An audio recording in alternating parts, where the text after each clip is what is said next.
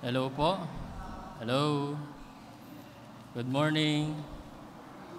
Good morning po. Okay, start na po tayo sa ating Sunday School. Kumusta po kayong lahat? Okay lang po ba kayo? Okay lang po ba kayo? Handa na po kayo sa Sunday School natin? Okay, let's all stand please. And buksan po natin ang ating Sunday School ng panalangin.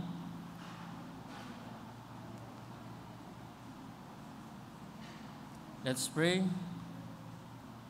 Mapagpala, dakila naming Diyos, muli kami po ay nagpapasalamat. We are so thankful, O Lord, for this day. Again, O Lord, throughout the week, kayo po ay nag-iingat po sa amin. Binigyan niyo po kami, Panginoon, ng kalakasan, kalusugan, at prinubayin niyo po, Panginoon, ang aming pong pangangailangan. At kami, Panginoon, ay muli ay nandito sa inyong tahanan upang purihin ka, sambahin ka sa inyong kadakilaan, sa inyong kabanalan, O Lord. At nandito rin po kami, Panginoon, upang mag-aral ng salita. Dalangin po namin, Panginoon, na muli ang Diyos na banal na Espiritu, Panginoon, ang siyang maggabay sa amin. Bigyan po kami, Panginoon, ng wisdom, understanding sa inyong salita. At dalangin din po namin, Panginoon, at forgive us, Panginoon, sa aming pong mga pagkakulang, pagkakasalan na gawa sa inyo. And help us, O Lord, to focus in our lesson for today. Maraming salamat po. Ito ulit aming dinadalangin sa pangalan ni Jesus. Amen. Okay, thank you po. You may be seated. So we are now in the third part of our lesson. The topic po natin is the Holy Spirit. And we are now in the ministry of the Holy Spirit. We know that the Father, the Son, and the Holy Spirit is working together. At ano po yung goal po na yan? For our salvation and for His glory alone. So we are now in His saving ministry of the Holy Spirit. Just like what I said, the goal of the one God that we have is our salvation. And the Holy Spirit is also working for us to have that salvation. And we discussed that the Holy Spirit is the one who invite people na imbitahan ang lahat ng tao upang sila po ay maligtas.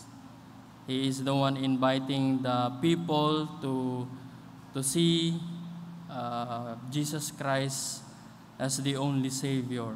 And also the Holy Spirit, in the ministry of the Holy Spirit, in saving ministry, the Holy Spirit is the one who also convict people of their sin, convict people of God's holiness, and also the Holy Spirit is the one convict people of righteousness. Mako-convict sila na ang righteousness ng standard ng Panginoon is holiness at wala pong makakaabot sa atin yon.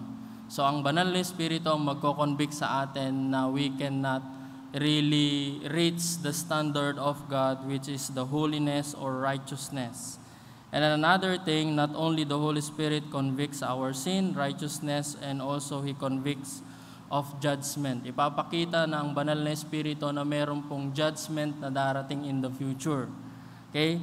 At dahil po dito sa conviction ng banal na Espiritu at sa sin, sa righteousness and judgment, ito po yung nag-i-encourage, nagyayaya po sa atin upang tayo po ay manampalataya kay Jesus bilang sariling tagapagligtas.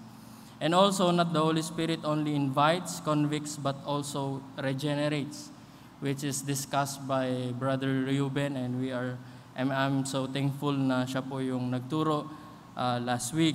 When we are talking about, review lang po tayo, when we are talking about regenerates, it's talking about being born again. Isisilang tayo muli, at trabaho po yan ng banal na Espiritu. We have new birth, at ginagawa po yun ng banal na Espiritu. Kaya tinawag po dito sa verse in Titus chapter 3 verse 5, the Holy Spirit is the one who generates and renew the believer. Okay? At dito sa regeneration, there is two aspects of new birth. The first one is the adoption into a new family, because we know that when we are born in the flesh, automatic po yan that we are in the family of the devil. Sabi po sa 1 John chapter 3. So, paano po tayo maa-adapt into new family? By believing in the Lord Jesus Christ. Let's go to first and in John chapter 1. We must be born again. At hindi po sa flesh tayo maisisilang, kundi sa Spirit, sa pamamagitan po ng Spirit. That's why in John chapter 1, verse 12, sabi po dito, "But as many as received Him, to them gave He power to become the sons of God, even to them that believe on His name." If you will going to believe in the Lord Jesus Christ, you have the power to become the sons of God. And in verse 13, He says here, "Which were born not of blood, nor of the will of the flesh, nor of the will of man, but of God." Tayo po ay isinisilang sa pamilya po ng Diyos sa pamamagitan po ng Espiritu. It's not by flesh or not blood, but by the Spirit. In John chapter 3, makikita po niyan. Kaya, when we are born physically in the flesh, we are born in the family of God. However, when we believe in the Lord Jesus Christ, we are now born again in the family of God. Tayo po ay nasa pamilya na po ngayon ng Diyos kung ikaw ay nananampalataya kay Jesus bilang sariling tagapagligtas. And we are so thankful of that, di ba? At yung work po yan ng banal na Espiritu, mga kapatid, na tayo po ngayon ay meron po ngayon ng sonship ng ating pong Panginoon because of the work of the Holy Spirit, regenerate of the Holy Spirit, and the new birth of the Holy Spirit. And the second aspect of our new birth is yung receiving of new life, because according to Ephesians chapter 2, verse 1, tingnan po ninyo doon, we are dead in sin, we are spiritually dead. Tingnan niyo po sa Ephesians. Ephesians chapter 2, sabi po dito, "And you hath He quickened," o binuhay magmuli, yung ibig sabihin po ng quicken, "who were dead in trespasses and sin."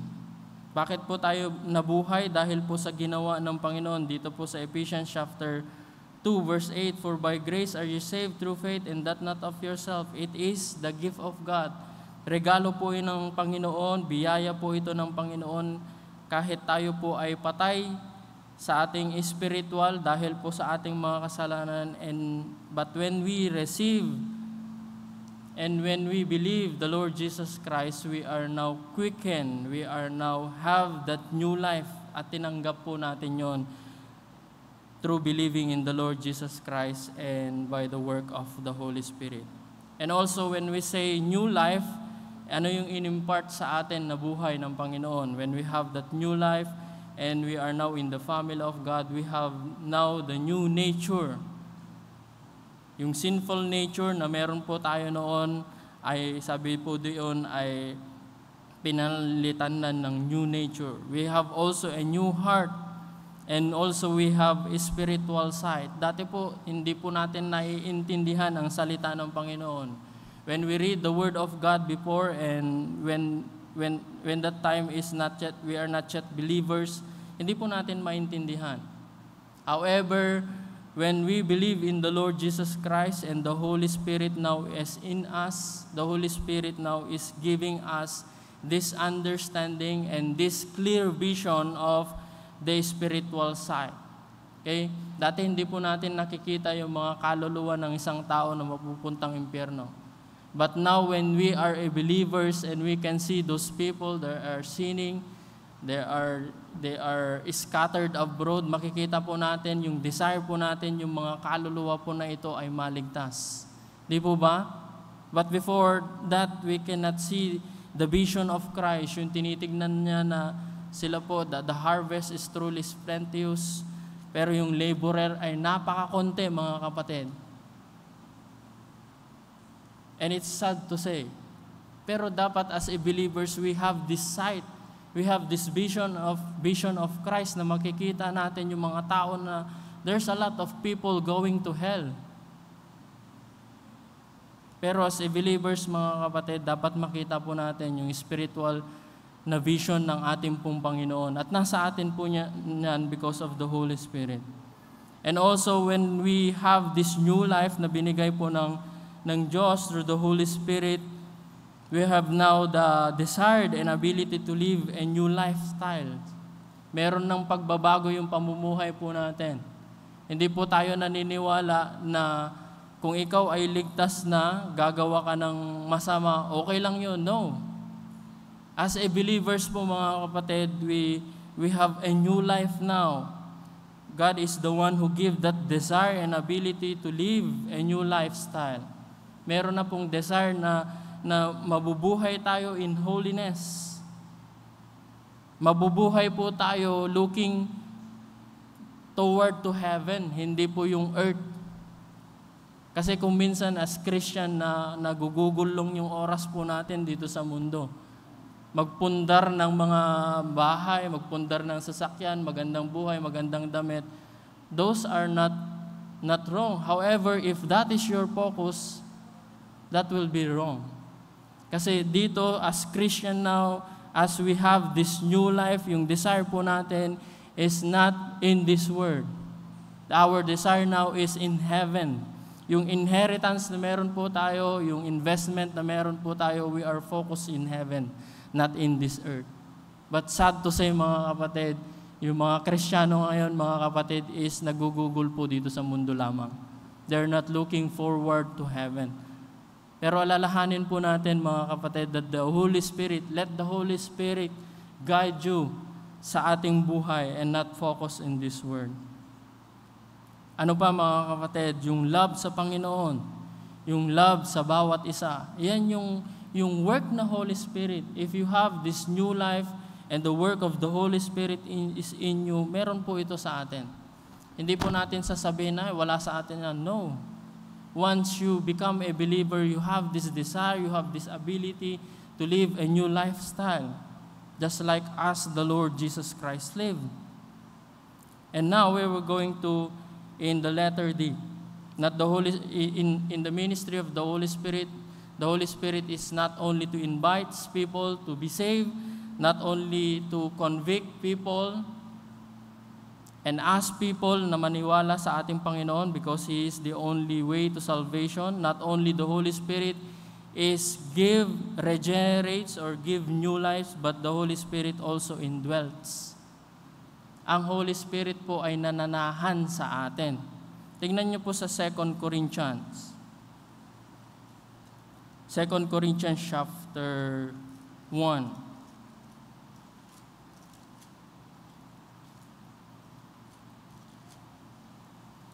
Verse 22. Ito po sabi po dito. Who hath also sealed us. Sino itong who na ito? If you go back to verse 20, now He which established us with you in Christ and hath anointed us is God, who hath also sealed us and give the earnest of the Spirit in our heart. So sinisil tayo at dito yung earnest, and we will going to talk about that later. At makikita po nito when we are talking about indwells, ito po yung mananahan po yung banal na Espiritu. But we know, did you know that in Old Testament and also in the New Testament, iba po yung ginagawa po ng banal na Espiritu during the time. Yung indwelling, wala pong nangyayari po dyan, or may nangyayari pero hindi po nananahan ng forever sa mga believers. At tinatawag po nila sa mga theologian po daan in the Old Testament is the Holy Spirit is abiding presence. Meron po siyang abiding presence. However, in the New Testament, meron po tayong tinatawag na indwelling presence. So, abiding presence, indwelling presence. Bakit po sinabing abiding presence? Kasi yung banal na Espiritu po ay He is just going to with the believers in the Old Testament or upon in the believers in the Old Testament in specific na mga reason and purposes. Just for example, prophecy, tsaka lang po mag-a-abide yung banal na Espiritu in that person. Prophecy, or He will going to do something dun sa people of Israel, He just going to abide. And one of the example is King Saul. In 1 Samuel chapter 10, punta po tayo.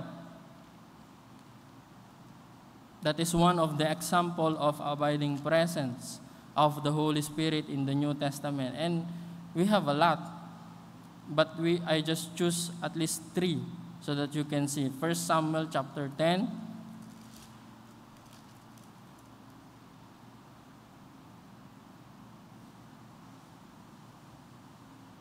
Sabi po dito, kay Saul po yan, yung time po na yan, yung coronation, kasi yung Israel ay nagsisik sila ng king.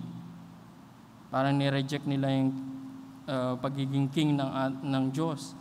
In verse 6 of 1 Samuel chapter 10, and the Spirit of the Lord will come upon thee, and thou shalt prophesy with them, and shall be turned into another man.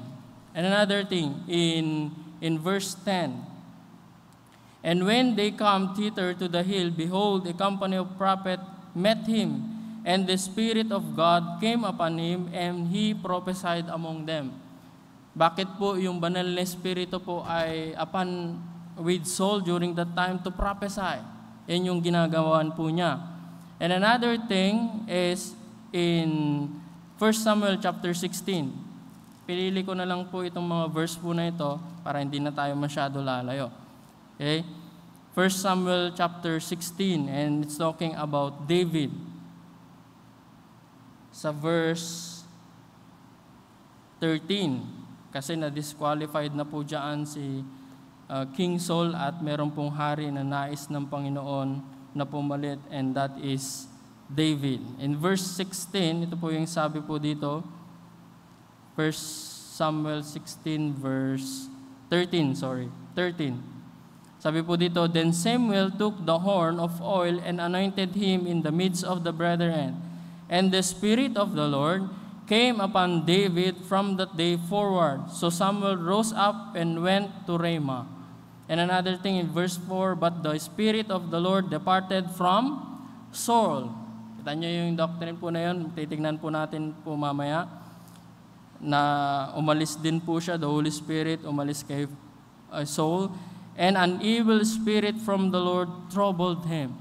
So makikita po natin dito, the Holy Spirit is abiding present in King Saul, and also the abiding presence of the Holy Spirit in King David, on King David. Ano pa mga kapatid? Samson, kay Samson tayo, Judge.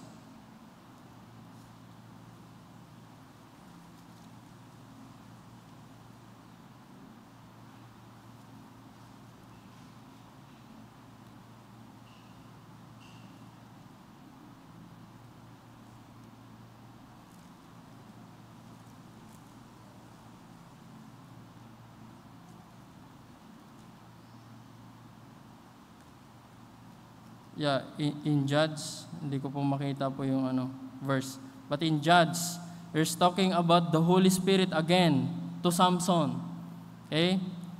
Yung time na kung saan ay ang banal na Espiritu was the Holy Spirit with Samson, abiding present kay Samson, at yung time na kung saan kinulaps po niya yung building that time. So the Holy Spirit, mga kapatid, in the Old Testament, is just he have this abiding presence sa mga believers doon. However, in the New Testament, mga kapatid, makikita po natin yung the Holy Spirit is indwelling in the believers. But we know that in the Old Testament, meron na po itong promise na indwelling presence of the Holy Spirit. In Ezekiel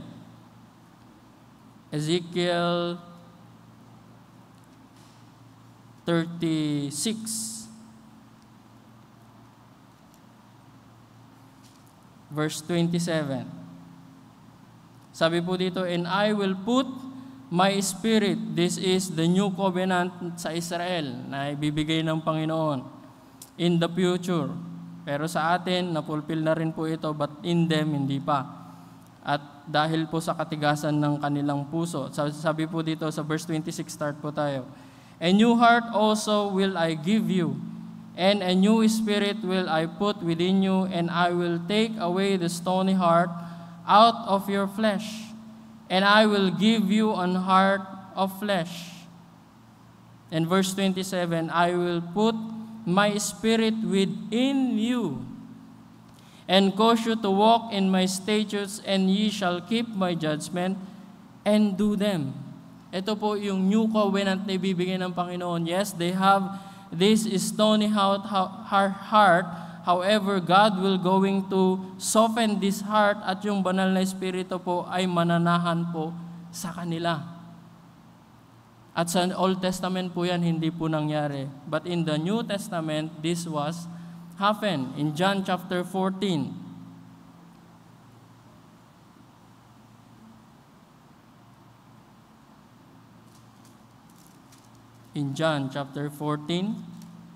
this is the fulfillment of the prophecy of the Lord. John 14. Start po tayo sa 16. And I will pray the Father, the Lord Jesus Christ is the one who is talking here, and I will pray the Father, and He shall give you another comforter. Kasi aalis ang Panginoon, and He abide with you forever. Abide with you forever. Parang parang abiding presence lamang. However, in verse 17, ang ganda po yung sinabi po dito, even the Spirit of truth, whom the world cannot receive, because it seems He is not, neither know Him, but ye know Him, for He dwelleth with you, not only dwelleth with you, and He shall be in you. Wow! It's not only abiding presence, but also the indwelling presence of the Holy Spirit.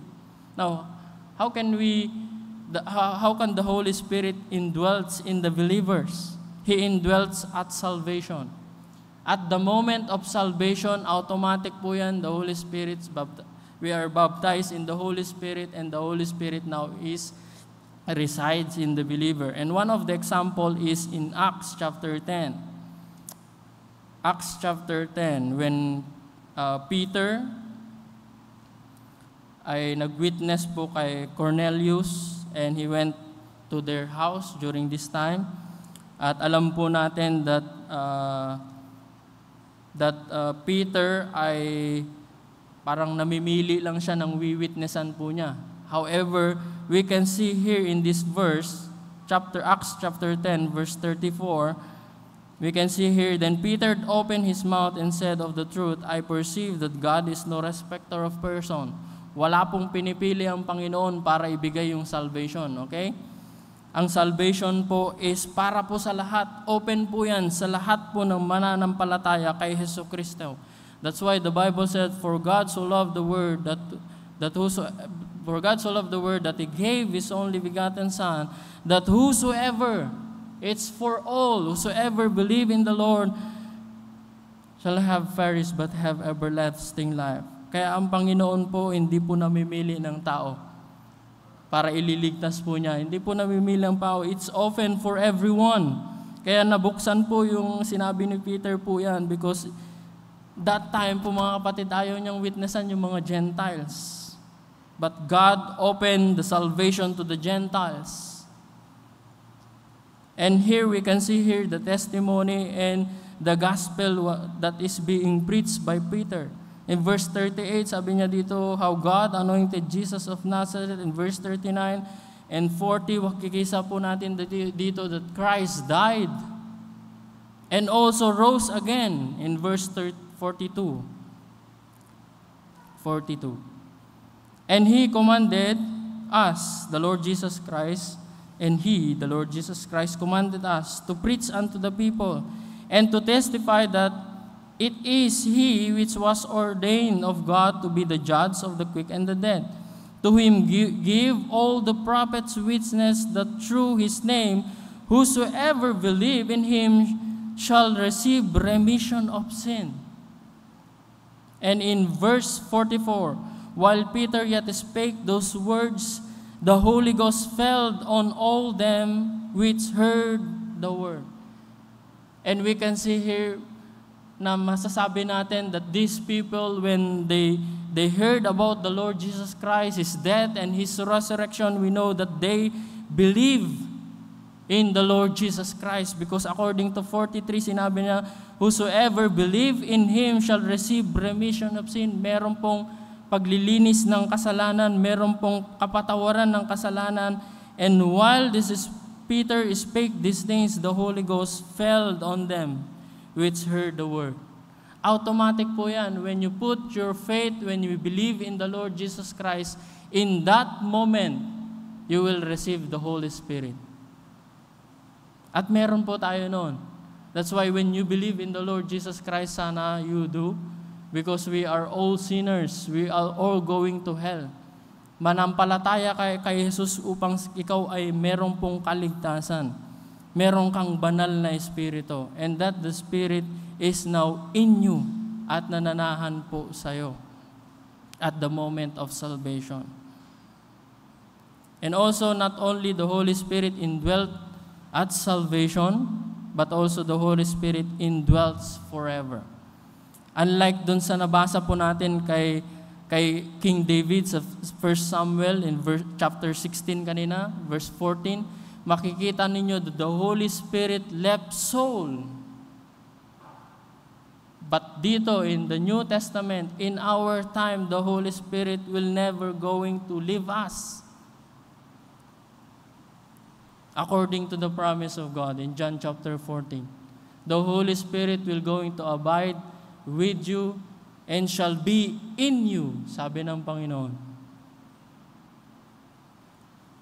So the Holy Spirit indwells. Kaya kung kahit, siguro may question po kayo, how is that happen? That you have this Spirit, I have that Spirit, you have this Spirit, you have this Spirit. How that happen? We know that the Holy Spirit is God, amen? And the Holy Spirit is present everywhere because He is God. Another thing, not only the Holy Spirit indwells, but the Holy Spirit also seals. Seals. Sa Tagalog, parang silyado. Di ba? What is talking about here? It's talking about eternal security. Eternal security. At ginagawa po yan ng banal na Espiritu. When someone believe the gospel, when someone believe in the Lord Jesus Christ, at that same moment that he is baptized with the Holy Spirit or the Holy Spirit indwells in that person, and also the Holy Spirit sealed that person. We have now the security of the Holy Spirit. That's why in Ephesians chapter 1, verse 13.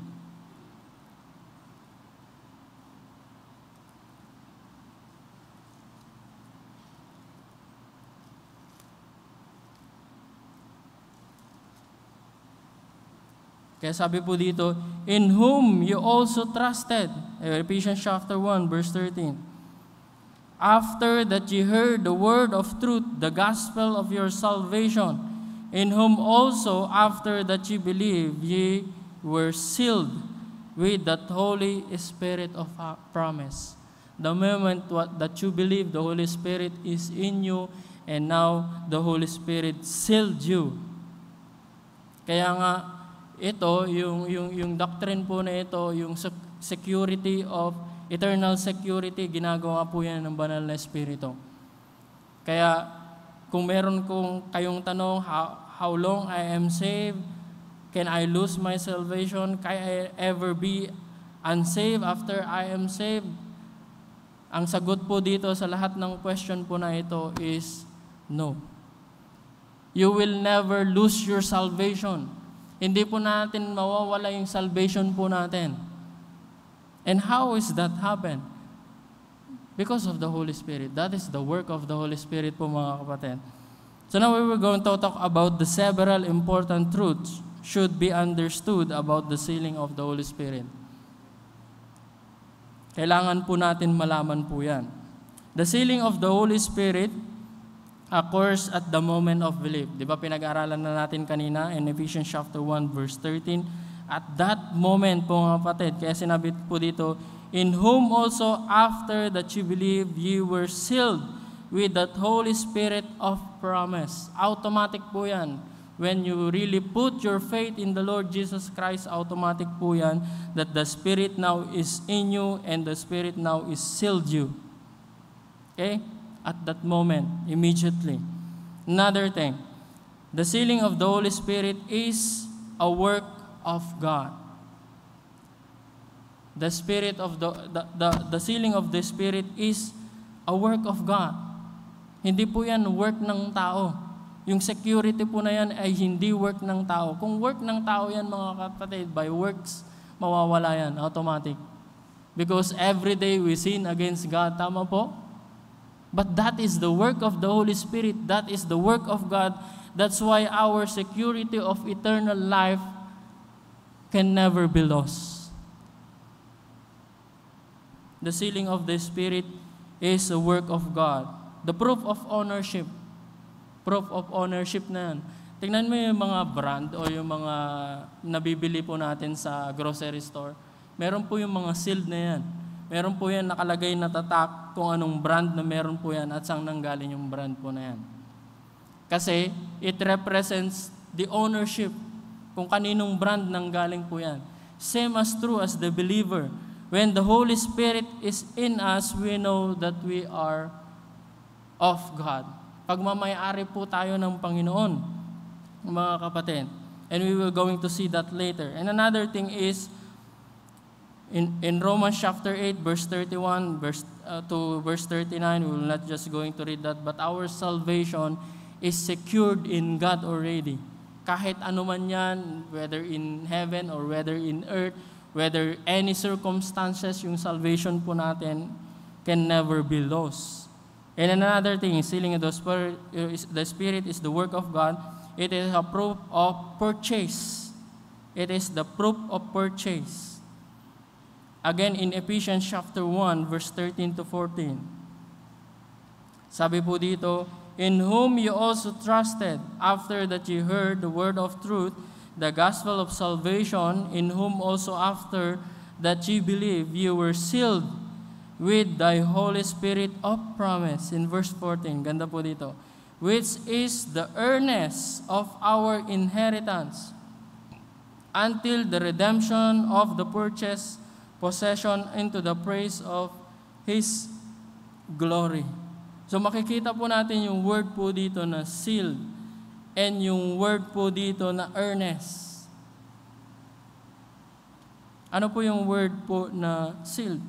Pagmamayari na po tayo ng Panginoon. Di ba? Ano po yung word po ng earnest?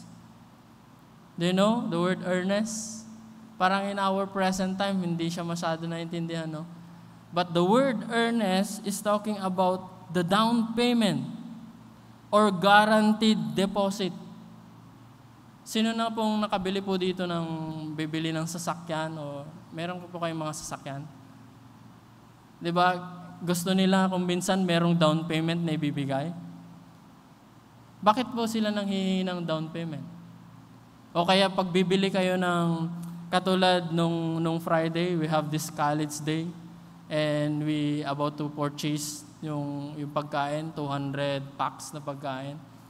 Yung store ay nanghihingi yan ng down payment. Bakit? Para masigurado na talagang ikaw ay po-purchase yung bagay po na yun. Di po ba? Meron po silang assurance na talagang i-avail mo yung product nila na meron. Ganon din po ang Panginoon. He gave this Holy Spirit upang sa ganon, ipakita po niya, this is the earnest, this is the down payment, the guarantee that God will going to take us up again. Kukunin po tayo ng Panginoon. Yung redemption fully ay marireceive po natin when the Lord Jesus Christ come. Kaya meron po tayong tinawag dito na earnest. It is a down payment. And another meaning of the earnest is pledge. O sa Tagalog, parang pangako ng Panginoon. That's why in John, tingnan mo po ninyo, after He uttered this word to the believers, to the disciples in John chapter 14, napakaganda dito. In John chapter 14, tingnan niyo yung promise ng Panginoon. Those believers na iiwan po niya. Sabi po ng Panginoon, let not your heart be troubled. You believe in God, believe also in me. In my Father's house are many mansions. If it were not so, I would have told you. I go to prepare a place for you. And if I go and prepare a place for you, I will come again and receive you into myself. That is the promise of God. But He did not just promise. He gave assurance of this promise. How? And in that chapter, in John chapter 14, He gave this assurance in verse 16. Ang ganda po, no? Hindi lang siya nangako, kundi nagbigay din siya ng assurance. Sabi niya sa verse 16, "And I will pray the Father, and He shall give you another Comforter, that He might abide with you forever, even the Spirit of truth, whom the world cannot receive, because it seemeth Him not, neither knoweth Him, but ye know Him. For He dwelleth with you, and shall be in you." This is the promise of the Lord. This is the down payment of the Lord. This is the pledges of God. And that is the Holy Spirit na binigay ng Panginoon. Merong assurance. Wow, grabe, no? Kung minsan ang tao nangangako lang, walang assurance. Di po ba? But, did you know that in the Greek word, yung earnest po dyan is same in the Greek word of the engagement ring. Kung sigurado ka na papakasalan mo yung isang babae, makakasigurado na papakasalan mo yung isang babae when man give this engagement ring to the lady. Sigurado yung babae na papakasalan siya. However, if you are in a relationship, tapos boyfriend and girlfriend kayo, tapos wala pa yung engagement ring na yan, there is no assurance, di ba? Ladies? Pero once na binigay yung ring, automatic sabi mo, wow, kailan kaya yung wedding namin? Di ba? Same as true in the Lord Jesus Christ. The Holy Spirit ay ibinigay po niya. This is the engagement ring. Parang yung engagement ring na binigay po sa atin as believers is the Holy Spirit. It is a Christ guarantee that He will return and take His bride unto Himself. Tayo po ay bride ng Panginoon. And this ring, just like the Holy Spirit, ay ibinigay po sa atin, is an assurance that He will going to come back and take us as His bride. So meron po ba tayong assurance? Yes. Not only come from the Word of God, but He also give us the Holy Spirit. And we praise God. Amen? Meron po tayong banal na Espiritu, meron po tayong assurance that our salvation can never be lost. Why? Because this is the work of God. Kaya pag kinakabahan ka, mawawala kayong salvation, nagkasala ko. No, you will never lose your salvation. Because remember, this is the work of God. It's not you. That's why sinabi nga sa salita ng Panginoon, not by works of righteousness but we have done. It's only by the grace of God. Salvation po natin by grace. Security of eternal security is still by grace of the Lord of God. Bakit hindi po kayo naka-smile? Nakasimangot pa kayo. Assurance po natin yan, mga kapatid. This is the gift of God. In 2 Corinthians, tingnan niyo po sa 2 Corinthians chapter 5.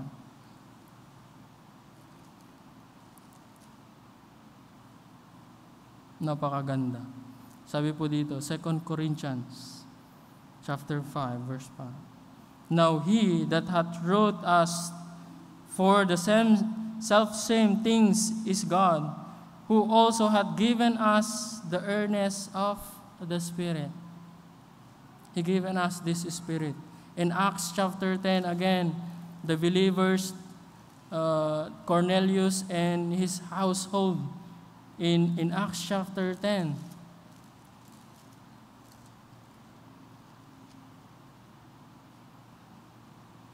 Acts chapter 10, verse 45. Sabi po dito, and they of the circumcision which believed were astonished. Bakit po sila na-astonished?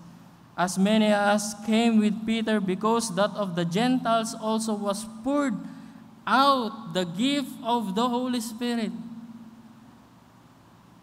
Same Spirit. Because we know that the disciples received the Holy Spirit during the Pentecost. They are Jews receiving the Holy Spirit which is being promised of God. And here we can see here that the Holy Spirit is also ay binigay sa mga Gentiles. Wow, this is the gift of God. Regalo ito ng Panginoon sa atin. And another thing, it will going to rest in our heart. 2 Corinthians chapter 1, verse 22.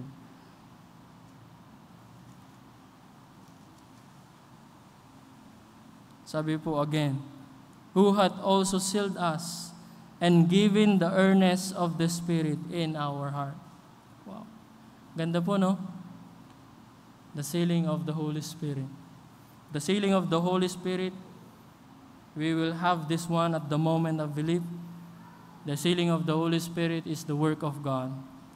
And lastly, the sealing of the Holy Spirit provides the believer with eternal security.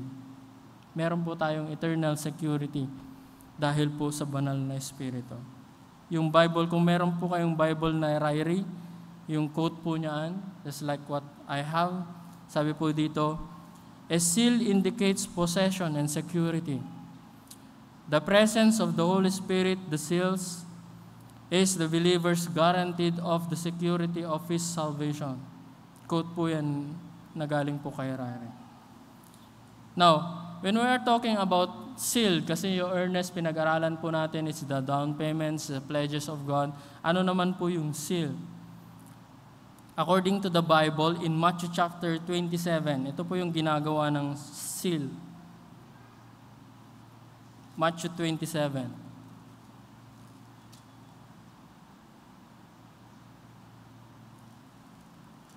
Matthew chapter 27, verse 66.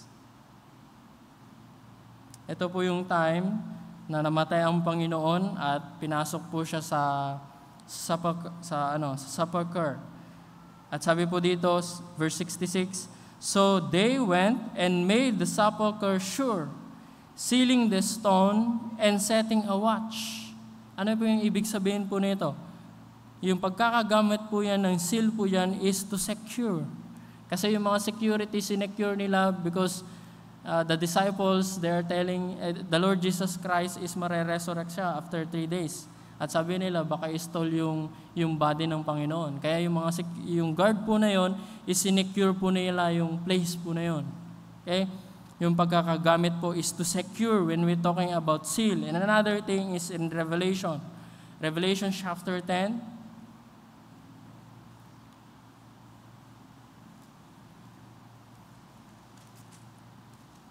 Revelation chapter 10, verse 4. Sabi po dito, and when the 7 thunders had uttered their voices, I was about to write, and I heard a voice from heaven saying unto me, seal up those things which the 7 thunders uttered, and write them not. Sabi niya, seal mo to, at wag mo isusulat. Anong ibig sabihin po niyan, mga kapatid? To be guarded or to be protected. And another thing is Revelation. Back lang po kayo ng konti. Revelation chapter 7, verse 3. 7 verse 3 hanggang 8. Saying, hurt not the earth, neither the sea, nor the trees, till we have sealed the servant of our God in their forehead. Sealed of our God in their forehead. Of God in their forehead. And I heard the number of them which were sealed, and there were sealed 140, and 4,000 of all the tribe of the children of Israel. During the tribulation period po, mga kapatid, there's still the grace of God. He sealed the believers in that time. At number po niya ito, 140 and 4,000 of all of the tribe of Israel. In verse 5 and in verse 8, makikita po natin yung mga tribes na nasealed ng Panginoon. It's talking about the property. Property ito ng Panginoon. So when we are talking about sealed, it is secured, it is guarded, it is protected, it is the property of God. Kung ganyan po yung we are sealed, and the Holy Spirit is also our down payment, it is also our earnest, we believe that our salvation will be secured. Hindi po nawawala. And lastly, mga kapatid, and the believers is sealed unto the day of redemption. Yung nabasa po natin kanina, yung Ephesians chapter 4. Ephesians chapter 4, verse 30. Sabi po dito, and grieve not the Holy Spirit of God, whereby ye are sealed unto the day of redemption. Napakaganda, no? We have the eternal security of our salvation because of the Holy Spirit. At work po yan ng banal na Espiritu. It's not our work, it is the work of the Holy Spirit. So napaka-glad po tayo ng mga kapatid that the Holy Spirit is residing in us. Nananahan po yung banal na Espiritu po sa atin. That's why kung mayroon po tayo, hindi po natin pwedeng isipin na pinabayaan na ako ng Panginoon. No. Because the God that you have is in you. The Holy Spirit is in you, mga kapatid. Kahit saan ka magpunta, anong ginagawa mo, the Holy Spirit is in you. And also the Holy Spirit is sealed us. Yung salvation po natin, yung eternal security po, ay sinecure na yan ng banal na Espiritu at hindi po nawawala.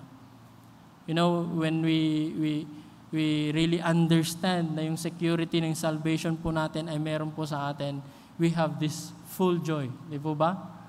Hindi po tayo matatakot na mawawala po ang ating pong salvation, mga kapatid. So tandaan po natin, the Holy Spirit is in us, not only with us, but also in us. And the Holy Spirit is also the one who secured our eternal security. At tayo po ay dapat magalak. Amen? Tayo po ay tumayo, mga kapatid, and let's pray. Let's pray, O gracious, loving Father. Again, Lord, we are so thankful for your grace. You've given us salvation through faith and believing in the Lord Jesus Christ. And that moment as well, when we put our faith and believe in the Lord Jesus Christ, we have this Holy Spirit. The Holy Spirit now is in us in order for us to have this new life, in order for us to have this ability to live a new life. And the Holy Spirit is also in us, securing our salvation that is in Christ. And we are so thankful and grateful for God. And we praise you for that, O Lord. And we just pray, Lord, as we have our service, and if someone is still here na meron pang hindi nakakakilala po sa inyo, si Kristo bilang sariling tagapagligtas, we just pray, Lord, that the Holy Spirit will open that person's mind and understand that you are holy, understand that he is sinful, and he will understand the need of the Savior. And thank you, Lord, for these people that attend in our Sunday school. We just pray, Lord, that you will be the one to bless them mightily. And we just pray also, Lord, for those people that are watching online, you'll be the one to bless them as well. Thank you, Lord. In Jesus' name we pray. Amen. God.